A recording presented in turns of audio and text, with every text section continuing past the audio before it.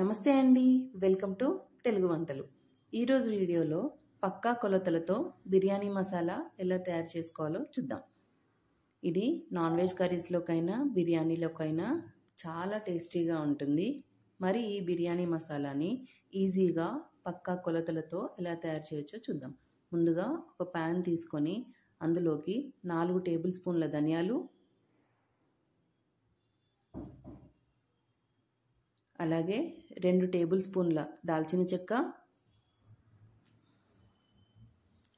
7-8 బిర్యానీ ఆకులు ఇలా తుంచి వేసుకోండి. అలాగే 1 టేబుల్ స్పూన్ అనాస పువ్వు, 1 టేబుల్ స్పూన్ లవంగాలు, 1 టేబుల్ స్పూన్ జాజికాయ ఇలా నలగొట్టి వేసుకోండి, ఈజీగా వేగుతుంది.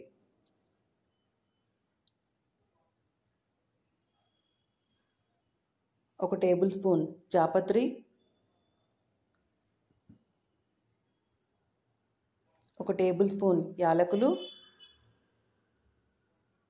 1 టేబుల్ స్పూన్ మరాఠీ మొగ్గ, 1 టేబుల్ స్పూన్ మిరియాలు,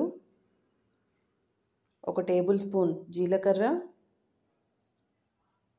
1 టేబుల్ స్పూన్ షాజీరా, 1 టేబుల్ స్పూన్ సోంఫ్, 2 టేబుల్ స్పూన్ల కసూరి మేతి,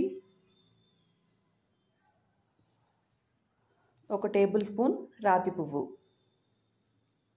ఇలా వీటన్నిటితో పాటు మంచి కలర్ అండ్ టేస్ట్ కోసం 6 వరకు ఎండుమిర్చిని కూడా వేసుకోండి. ఇలా ఈ స్పైసెస్ అన్నిటినీ కూడా వేసుకున్నాక లో ఫ్లేమ్లో మాత్రమే కదుపుతూ 5 నిమిషాల వరకు వెచ్చబడేంత వరకు వేయించుకుంటే చాలు. మరి ఎక్కువగా వేగితే అందులో ఉండే ఫ్లేవర్స్ అన్నీ పోయి టేస్ట్ బాగోదు. అందుకే కలుపుతూ ఒక 5 నిమిషాలు లో ఫ్లేమ్లో మాత్రమే వేయించుకోవాలి. ఇలా వేయించేటప్పుడు మంచి అరోమా వస్తుంది. ఇలా ఇవన్నీ కూడా 5 నిమిషాల పాటు లో ఫ్లేమ్లో వేయించుకున్నాక వీటన్నింటినీ కూడా ప్లేట్లోకి తీసుకొని పూర్తిగా చల్లారనివ్వాలి.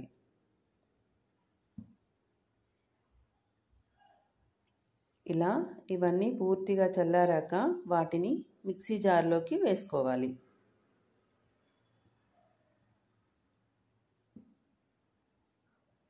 మూత పెట్టేసి మెత్తని పౌడర్లా మిక్సీ పట్టుకోవడమే. చూడండి, మంచి అరోమాతో కలర్తో బిర్యానీ మసాలా తయారైపోయింది.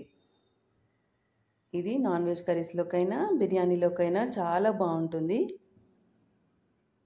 మీ టేస్ట్ని బట్టి 1 కేజీకి 1 నుంచి 1.5 స్పూన్ వరకు వేసుకుంటే సరిపోతుంది.